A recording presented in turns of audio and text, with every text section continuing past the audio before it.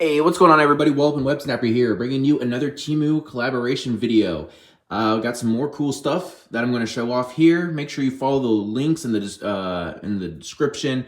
If you want any of these items for a great price, seriously, not selling out here. Just really want to hook you guys up as a thank you for what you guys have been, for the consistent views and just the support that you guys have given me. So just follow the instructions in the video too, if you like this stuff, of course. And then, yeah, hopefully you guys like this. I got another video similar to this coming out as well. So just stay tuned. Hopefully you guys enjoy it. Okay, guys, so as the last video that I did with Temu, to get the items that you see featured in this video, make sure you download the Temu app. If you haven't already, click the link in the description box to be redirected to the Temu app, and then you can get a $100 coupon bundle. And after you download the app, search the code displayed on the screen in the app search bar to get one of the recommended items I have here at $1. And then you can also explore all the available discounts and find corresponding QR codes with the discounts listed at the second link. Temu does offer free shipping on items shipped from Temu and free returns for up to like 90 days. So if you find the item that you chose is not working, you can send it back and for free, and really keeping the price down low, which I think is really great, especially in this economy. And like I said, these items were chosen because I think that these would be really great tools for the community and just fun items to have for a low price. And that's just something we don't really get to see much anymore with the rising cost of just about everything. So take advantage if you have the opportunity to, and you feel that these would best serve you. So following the format of the previous version of this video, I'm going to dive into each item one at a time, look at it, review it, show how I use it, and give you my thoughts on whether I would move forward, if I would fully recommend it for you guys, right? So I hope you enjoy and you find it informative and you find yourself something that you really like for a great deal. So this haul actually was so big I had to split it into two parts, and this other stuff from the next video isn't shown in this one, so you'll have to check out the other video to see all the items. But everything that I showed while unboxing here, I cover in this video, but there's going to be another one that I'll be making as well, so stay tuned for that.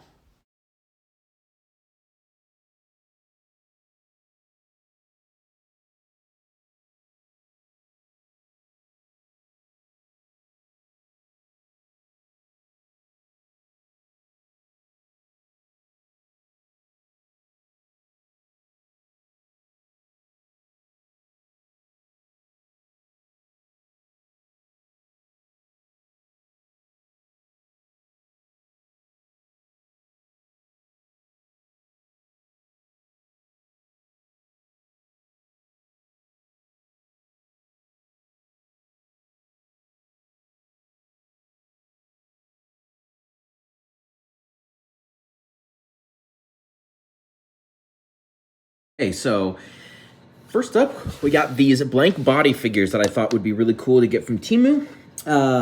Show off. I thought that possibly we'd be looking at cheap blank bodies for custom figures. So here, they've got great articulation. I've had good experiences with some of them from different places to buy. And these figures look to be similar. So unfortunately, they're not 1/12 scale. And as you can see, my figure broke quite quickly out of the packaging. Essentially beyond repair. Not a big deal. It's just, I mean, I wasn't really rough with it. I was just messing around, like just kind of like straightening them up and testing out the joints.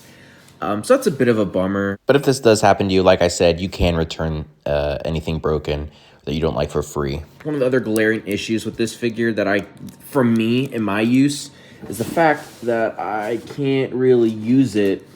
Here's a 6-inch scale figure. We got the Mafex Spider-Man. And just as a size comparison, as you know, this guy's a bit shorter, right? He's on the smaller side of the 6-inch scale. You can see, whoa, that is a crazy difference. So this is not going to work for blank bodies. But we just want to look at the articulation. This is meeting a lot of import level quality here. So for instance, you got crazy range on the head. He's got like Revoltech styled shoulders, no bicep swivel, but everything's double jointed as much as it can be. So you got some pretty good forward movement. The bottom torso, I really didn't want to break it. I don't think the bottom torso moves very far, but this upper body does. There is a glaring hole in the back. Not, again, the end of the world. These are designed for artists to copy and mimic muscles. So this isn't, I believe that's what the intent is. This is not just for custom bodies to use, right? So just keep that in mind. I'm critiquing this behind a lens of figure customizing in the 6-inch scale, which is what like my intent was buying these. So it's fragile. Obviously, the joints kind of popped off pretty easy. I tried to articulate the legs a little bit, and they do pop off. So if I was pretty easily there, but they do kind of remind me a lot of Mafex and Revoltech kind of mixed together. They got the Mafex knees here, which is cool. Again, you can see he can get in some pretty good poses. I mean, if he wasn't so jacked and ripped, oops, there we go. He kind of has an adult body. I was going to say you could use it for maybe teenage bucks. Now, if you got any figures in the 5-inch scale, you know what? This could work. Yeah, that's a no-go for me. But they also came with these really great stands. And if you get the figures and... Oof, this is so tight. I'm scared. Oh, gosh. Oh, I see. I was bending it wrong way. Look at that. So they are great. The female figures actually what I was really interested in, for the fact that I really wanted an super articulated, oh dear, this just came out. Okay, so as you can see, this came out that way. This is my first time messing with this on camera, so you guys can get my genuine reactions to some of these things. Okay, so that pops out like so. Interesting. Okay, so I'll stick this back in. So it's like if I wanted to make a Black Cat custom, or really what I really wanted to make for my Ultimate shelf was an Ultimate Kitty Pryde, who in her like green and yellow costume. That was something I want to do, and I think this might be a good scale. I gotta wait to get my Ultimate Spider-Man, the third-party figure, just to see if she'll scale well. But again, this was worth checking out. Let's see. Definitely teenager-ish. I don't know. Again, the scale is a little off. So it'd be hard to get her to work in the 1/12 scale. But I think you could make it work, especially if it's a teenager. And this is a full-blown adult, but I don't know. It's still a little... She looks just too tiny for that. But this is a great female body figure if you're just looking for like a pocket figure to pose. The articulation, again, is really good. Better than most stuff you'll see. Great, pretty good ab crunch. These middle bodies, like this middle part here, really doesn't move.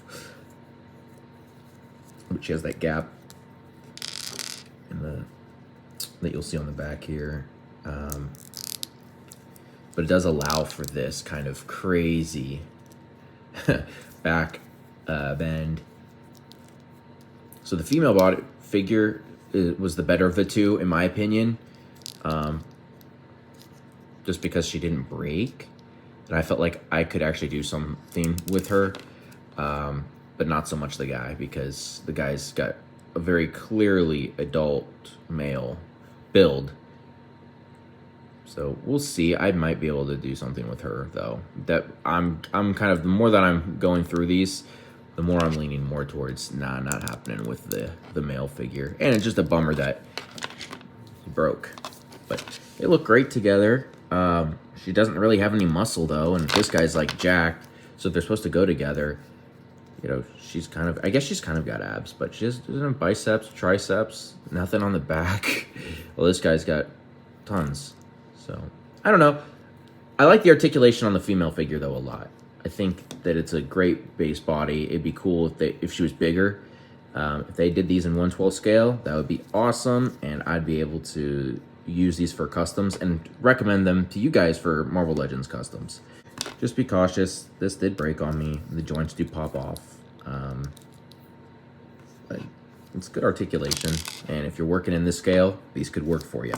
So next up, we got another set of acrylic risers. This one's going to be the smaller of the two. Nonetheless, very pretty, very elegant. I love how clear they are, how solid it feels. These are just great, easy, basic templates to use for displays that, honestly, I would say help mirror the way I just naturally tend to set figures up. I'm gonna go and put some figures on this real quick just to show how it's used. I'll show you guys what I do. One more mundane displays that I have that I think could be improved is this group here, my DC villains. And so I think I'm going to take this and kind of set this up. I'll probably reconfigure it. I'll set up a time lapse. So I'm going to take it apart and make it work for this group. And we'll see kind of if this can elevate this group here. I think it's going to come out really cool. So yeah, we'll get right into it and set the time lapse up.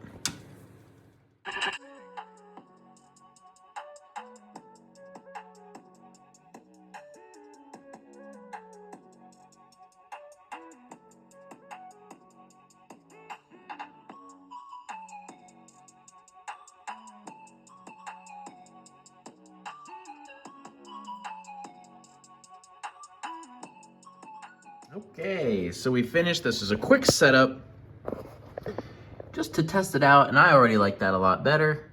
This is, again, very quick, but still just shows how effective a tool like this can be, right? Usually I don't like to have figures just like randomly floating like this, but in a display like this where it's not really, there's not enough characters in it, where I would consider it needs to be very, I don't know, real, like they're all actually like taking off or something's actually happening instead of just like a figure display rather than like have an action scene, which I try to base my displays in somewhat realism. I'll come over here. Let's see. So you can see I have two empty ones still. So there's room to add. We'll go on the other side. Again, such a cool and helpful tool, and it really made this pretty easy. I got Scarecrow and Riddler coming in, so that means I'm definitely going to need to change up Joker's pose because Riddler's going to be doing just about the same thing as him. So, anyway, that's cool. As you can see, it works, so I definitely would recommend it. Click the link in the description if you find that you could use this. Right, this is for a smaller group of figures, I'd say, more compact, just because it takes up less space. It's not as wide and dispersed. So just keep that into account as well. So yeah, that looks sick. Let's move on to the next item. I'm going to show off these Transformers, Autobot logo, and Decepticon logo pins, and how I plan on using them. I thought these were great. They're not like super heavy or hard, but they're obviously like a typical pin. So what I ended up doing, let me see if I can get this to focus. I used one of the stands that I got from the figures, used some tack and plugged it in, and it's going to be a little logo like that. And that was kind of my idea, was to somehow get it to stand up like that. It's sick. So where'd I put Bumblebee? Ooh, yeah, that's pretty tight. Yep. So, yeah, that's pretty sick. I'm going to do the same for the Decepticon shelf. Come on, focus. And, yeah, so I'm going to do the same for the Decepticon shelf real quick. Yep, so there it is, the Decepticon one. And I just think these add just a little bit of flair to the displays, right? Adds a little bit something unique to your collection. I always like adding logos and such like that. And I saw these, and they were cheap, of course. You know, the price was right. And just thought they kind of would look cool with the figures. So just something small that I thought would be great. And of course you can get these, everything you'll see in the video are in the description below. So yeah, got just a few more items to look at in here, so let's get into it. Okay, so here is the other acrylic riser kind of tiered display, and yeah, this is cool. This kind of helps make use of the space completely, and it is more of like a museum display rather than something like this where you know, people aren't just hovering in these displays, they're like leaping. It's action oriented, it's like a snapshot of all the characters. This is more of like a display like that you'd see in a museum that's just showing off the figures rather than trying to capture the characters in action. Not bad at all, and honestly, this looks good. Especially at the time of making this video, my creative ability is just not really where I want it to be. Even just trying to pick what figures to put on this unit, it was just harder than I would have wanted. And so this is cool that you can just stand the figures and they actually present really well. I mean, I threw a different basic pose on there, you know, for Spider-Man. I mean, everybody's mostly just standing, and honestly, it's kind of cool. These were leftover poses from when I was really trying to do something worthwhile. But anyway, I mean, I did take off the two. These two, I unscrewed them just so I could have room for that. But if you have more, you know, length coming out, you'd be able to put these up there, have two more, and then maybe someone in the front. That's kind of what I would do. But I just kind of stuck this in there because I was like, hey, this would be a good way to fill this little space. And, you know, you could do 4 of them and, you know, have a very similar style, you know. So anyway, that was kind of neat. If I just had Wolverine standing, that would look pretty good too, you know, have everyone just kind of showing off. But like, you can see, it can take something so basic, like all these poses, if they were on their own, would just look like garbage. But together, it kind of looks nice. So anyway, it's the power of tools like this that really take it a step up when if your posing ability isn't where you want it. Use one of these and it'll help you it'll meet you halfway. So anyway, that's really cool. Definitely a win in my book. So one of the last things that I have to show off will be this figure stand that I got. And if you've seen my other video where I was reviewing the different stands I use, the Mezco stand stood as the best because of how much weight it could hold and how durable it was. Well, I brought out some heavier figures to test out to see if, you know, it'll hold. So now I already know that the trick is going to be getting it to actually clamp on to the Hulk to show. So I'll be right back. I'm going to work with this a little bit to see if I can get him in and just clip to the stand holding him, hopefully. Okay, so instead of the Hulk, it doesn't hold the Hulk, actually, or it definitely won't be holding that, but it holds a figure of this size. So that's pretty good, right? I think so.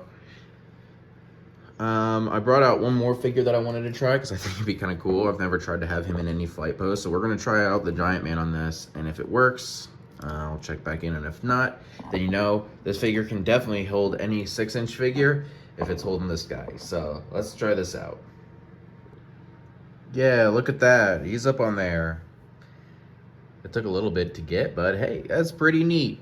I like that a lot. And so that's a win in my book too.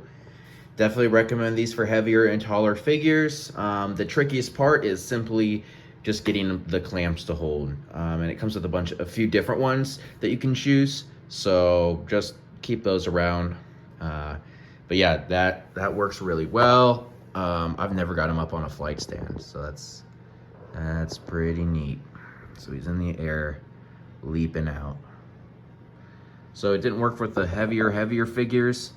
I'm sure if you secured this down somewhere, you could do it, but not that serious.